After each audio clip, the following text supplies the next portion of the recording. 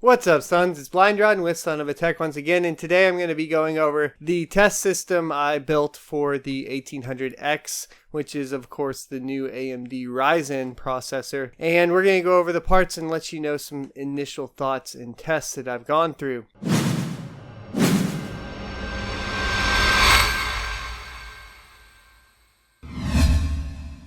Starting things off, of course, we would need to put all this in something, and it's going to be my test bench per the norm, which is actually a Corsair XP Evo, which actually isn't really a dedicated test bench, but it works very well for one. One of the reasons it does work so well is that it does have a removable motherboard tray, and there's only 4 screws to remove that motherboard tray. I didn't do that the first time I put it together, but because of some issues I had with the motherboard, I didn't end up doing that for a couple other rebuilds, I guess I would say, or at least one other rebuild, which made the process go a little bit quicker. So all in all, that's a great case. I highly recommend it, especially if you're somebody that's swapping parts a lot. It's really easy to swap in and out parts, and it just makes the build process super convenient. Now, of course, we're going to be having our standard power supply in there that we've been using for all of our test bench stuff, which is going to be the Thermaltake 850 watt gold rated power supply, and it is fully modular, and I do always pretty much have 2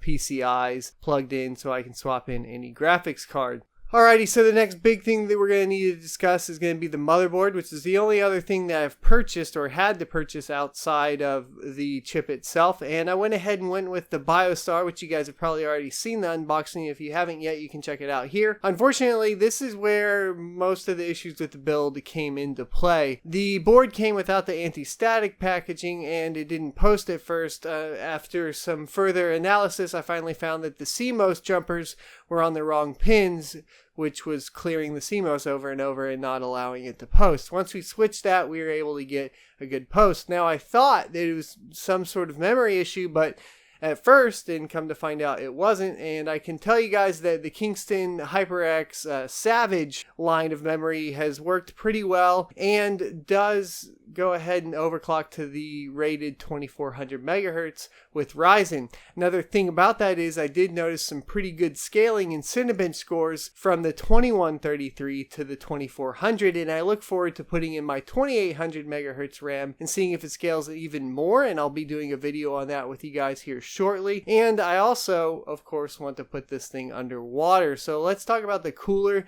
If you guys haven't seen the unboxing, you can check it out. It's essentially a mini ITX cooler from Noctua, and it did have these AM4 brackets, so you could swap those out. Unfortunately, it's not really cooling the processor well enough, and I also am not sure exactly what the cooling is, to be completely honest, because Hardware Monitor doesn't pick anything up. The motherboard picks up one thing, but at the same time I can't really see where it's at on the motherboard all the time, because that provides being in the BIOS is what I mean, not the motherboard.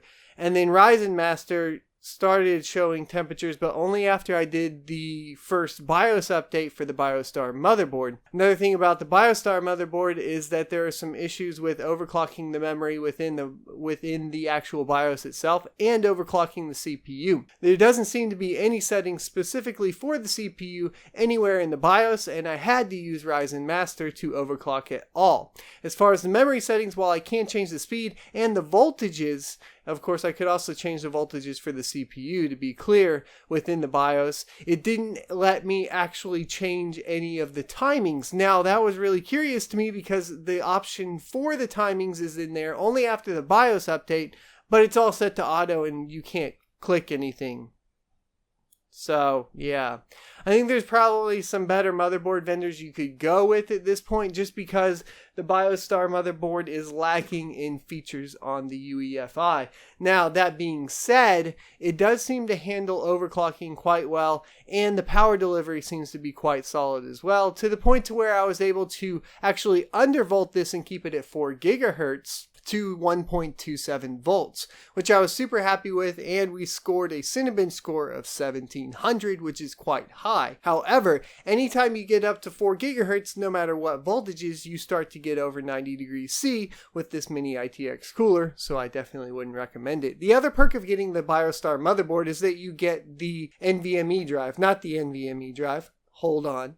It is an M.2 drive, but M.2 over SATA, and it doesn't have the NVMe protocol, and therefore you're essentially looking at what is a small version of an SSD that could probably fit into a nice small form factor build and give you SSD performance without having to put a drive anywhere. And other than that, it's really not worth it. The read and write speeds were like 500 read, 500 write, or 400 write. So it wasn't very good. It's just basic SATA SSD at this point. But it is free and it's 256 gigabytes, and I'll probably be putting that in my test bench. To wrap everything all together and finalize what I've been testing with recently, I went ahead and put the RX 480 from MSI. It's the Gaming X edition and it's the 8 gigabyte. I wanted to see what it was going to be like to be in the current AMD ecosystem and how I felt about it. So I did play on this rig all week pretty much as soon as I got it built, and the few issues with the CMOS jumper being in the wrong spot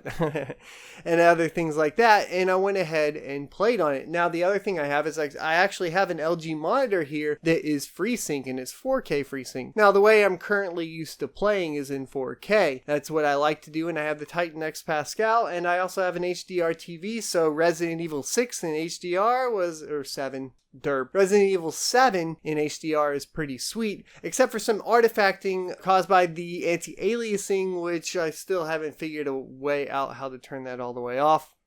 Yeah, that's a whole nother topic for a whole nother video if you guys are interested in anti-aliasing and why it causes artifacting when using HDR. So suffice to say, if you are looking at playing some older titles with the RX 480 and 1800X, it's not so bad and you can hit 4K numbers. For example, a game that I've been playing a lot recently has been Shadow of Mordor, because I want to replay it before the new Middle-earth game comes out. And while playing it, I didn't really feel like I was missing out on anything from the Titan XP to the RX 480. While the frame rates were lower, I was still between that 40 and 60 FPS range, and with FreeSync it was not really noticeable. However, anytime I tried to play a later title, we started to run into issues, and I would have to bump the resolution down. The problem with this is that whenever you bump the resolution down, you essentially bump down your performance even more, or available performance, once you start becoming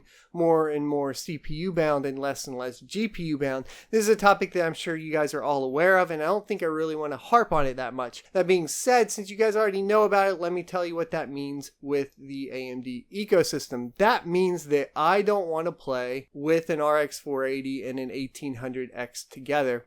Each product separate from each other is a good product. If you're going to pick up the RX 480, going up with something like an i5 is a much better purchase, because you're probably going to still be in that extreme settings 1080p range, and that's going to provide the best performance for your dollar, especially if you're talking about playing at higher FPS rates like 144 Hz 1080p monitors.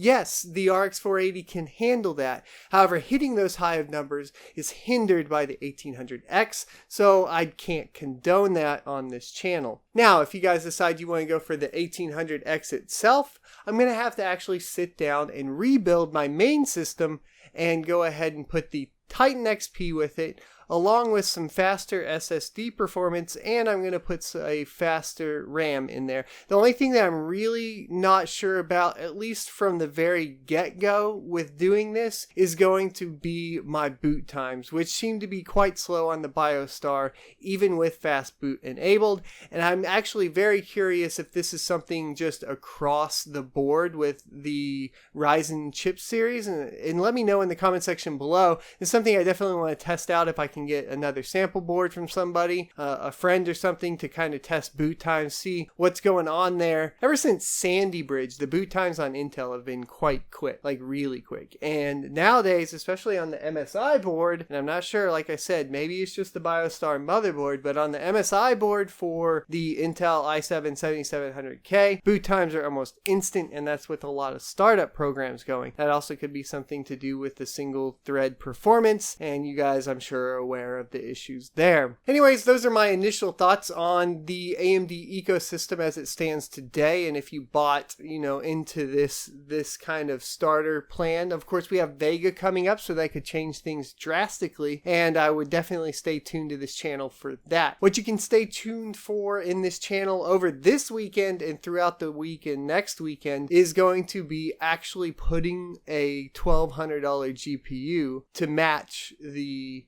1800X and see if I feel like it can replace my 7700K as a daily driver. Now, that being said too, I want to clarify that all my gaming performance benchmarks are still going to be on a 6700K or 7700K, as that holds the GPU back the least amount at this point and at this time. Don't expect me to be running any sort of gaming performance benchmarks with the 1800X, because I don't feel like that's fair to the GPU. That's not fair to AMD or NVIDIA at all at this point. Thanks for watching. Don't forget to like, comment, and subscribe down below. If you have a question about Ryzen and a specific test you would like me to take a look at or do and produce on this channel, please let me know in those comments like I mentioned before. And until next time, I'll see you next Tuesday.